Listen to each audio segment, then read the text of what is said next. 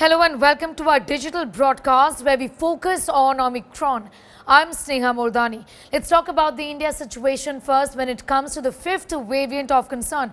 Right now in India, more than 200 cases in the country. Let's take a look at the kind of breakup. Maharashtra is reporting the maximum number of cases stands at 54. Delhi too has got a high number of cases at 54. We have Gujarat, Rajasthan, Odisha today has reported a case as well. Karnataka, Kerala, Tamil Nadu, Andhra Pradesh, Telangana, also West Bengal and Uttar Pradesh also reporting cases of Omicron variant of COVID-19.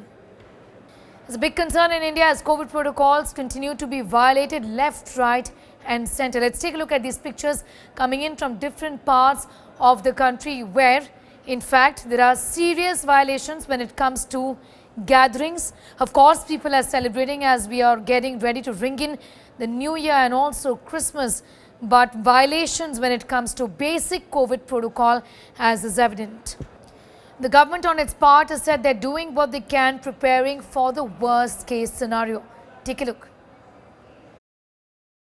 अगर जो cases कल UK में हुए हैं 88,000 के करीब 80,000 ले लीजिए, अगर हम उसको पॉपुलेशन के बेस पे लें तो ये 14 लाख केस होंगे भारत की पॉपुलेशन पे अगर हम उसको लगाएं। कहने का मतलब ये है, हमने वो 4 लाख वाली एक सर्च देखी थी, तो जो भी हो रहा है हम इसमें भी पूरी तरह से कहना कि डेल्टा है, दोबारा वाला डेल्टा है, ओमिक्रॉन की, ये इमर्ज हो रहा है। लेकिन the fact is at this very time the surge being experienced in UK is to the tune of 14-15 lakh per day. So what is the government of India doing? Like governments all across the world, they're undertaking genomic sequencing to identify which are the cases of Omicron, the fifth variant, that are increasing or leading to an increase in cases, at least gradual in India, but we're getting there. India's capacity is 31,000 samples every single month is what the government of India has said, and that is being done across a network of 38 labs. Joining me now is Dr. Bharat Gopal. He's a senior pulmonologist and director MGS Super Speciality Hospital. Thank you for your time. Dr. Bharat Gopal, I want to begin by asking you, a lot of people ask really what exactly is genomic sequencing? How much time does it take for the samples to be sequenced essentially, and what does it indicate? Yeah, I thank you, Sneha, for calling me here. And I think this is something which a lot of people are quite wondering what this new thing called genomic testing has suddenly come. I think just to quickly tell you that this is nothing new. This is something which we as medical professionals or people in research have been doing for many, many years. It may be tuberculosis, HIV, it may be dengue, chikungunya. So this has been something which has been done for a long time. Now, the important thing to understand about this is the genome and the sequencing. So what is genome? Genome is nothing but our genetic makeup of any organism. It could be the human being, it could be the virus. We are made of different materials. The human genome is primarily what is called as DNA. And we all understand now for 2 years we are dealing with COVID, which is mainly a RNA virus. So the important thing is that this is just like a blueprint, or it's like a sort of an instruction manual which is pre-designed so that they can replicate and increase their numbers. The cells increase. So in case of virus, we know more and more number of viruses. Now, as everything, all the codes may not be 100% foolproof. COVID has, or coronavirus in general, has less chances because it has something called as proofreading. But a lot of them, what happens, small mutations or small errors creep in. Now, these errors could be good or beneficial for us, which could lead to finishing off or survival of any particular virus. Okay. Or it could be very dangerous, or could be make it more transmissible, more lethal. So therein lies the understanding of the genomic testing. So if we can find out what type of virus, how it is changing its form, probably it will help us plan better in the terms of the months or the days ahead. So I Okay. think that's the whole idea about the genomic testing, which as a layman we need to understand. You know, 31,000 samples every single month. The government of Delhi says we're going to send all our samples for genomic sequencing. Do tell us, is this good enough? 31,000 samples, given that the WHO's mandate is that 5% of the total number of patients who've been diagnosed with COVID-19. But this is an unprecedented situation where we need to track a variant that seems to be extremely transmissible. You're very right. See, in an ideal world, we would want to do genomic testing for each and every sample. Right? That should be the ideal thing. There is a lot of technology involved. There is a lot of issues in terms of the monetary part involved. So this is not something, and the time involved to actually do this.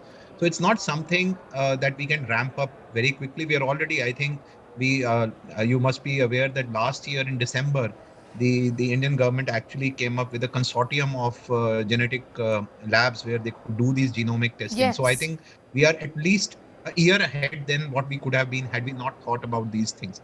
So at least we have a paraphernalia which is already prepared. Obviously, the population we have, it is just next to impossible that we can test each and every sample which is coming positive, leave apart the others. So as we have been, I think a lot of you have been discussing on media that we may actually want each and every sample to be tested, and as Delhi government is planning that probably each and every one which is positive. The problem lies that we still may not be able to test people who may be positive at a later date. So we are only testing people who are coming from abroad, from so-called high-risk environments. And this is exactly what happened last March, when we were just focusing on the people coming from Outside of international India. countries. Yes, Yeah, and yes. we mixed the bus. And then we had to actually, so I think we will have to probably start randomly testing people in the community also Okay. for these things, because if we can find that there is already a community spread, then there are different methods to actually look at it rather than genomic testing them. Okay, that's a valuable Genomic testing suggestion. would be, Yes. that should be variable actually to create a public health response. Once it is in community, then there is a different, totally different thing. Yes. These won't help. Okay, at least we'll know whether there is some sort of community Yeah. transmission or not. Dr. Gopal, before I let you go, you're a well-known pulmonologist. This is a question that I'm being asked regularly. And I also actually want to know, do tell us, people are now asking whether the regular mask, the surgical mask or cloth mask will give adequate protection, given that this infection seems to be settling in the bronchi, which obviously then means that it is more transmissible. It's not causing severity, at least that's the preliminary findings. It's not settling in the lung tissue. Tell us if the N95 mask is the best mask right now. And So quickly, if a person can't afford an N95 mask, what does that person do? yeah. So I think lots of questions. So I'll just quickly give a synopsis. I think the most important is the way you wear a mask. I think this is what we have been talking since last 2 years. There is no point in wearing a mask and wearing it improperly. Any mask worn properly is better than an N95 worn improperly. I think that is something which the public has to understand, which I am very sorry to say a lot of us still do not.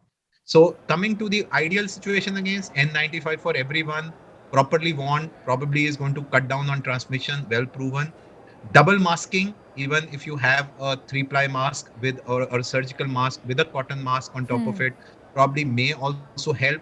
But I think anything short of that probably may not be good enough to prevent transmission, because only simple cloth masks, I think we have already seen that the way this transmissibility is, I think that may not be. And I think, but the final, again, I will reiterate that kindly mask up. I think it's just a question of being rigid enough in ourselves that we will mask when we are indoors, we will mask when we are in a crowded environment, we will mask as far as possible. I think there is no way vaccines, I think somebody rightly said that probably mask is the best vaccine which we have. I think it's a proven vaccine. So if we can do that, probably the only way is to cut down on the transmission. Because once it is, the wildfire is there, we have all seen what happens. We have gone through it. Yes, absolutely. Dr. Bharat Gopal, thank you so much for joining us and sharing with us your point of view when it comes to Omicron. What should be done in terms of masking? Dr. Bharat Gopal spelled it out very, very clearly. He's also tried to explain and break down genomic sequencing for our viewers. That's it in this edition. News continues right here. Thank you for joining us.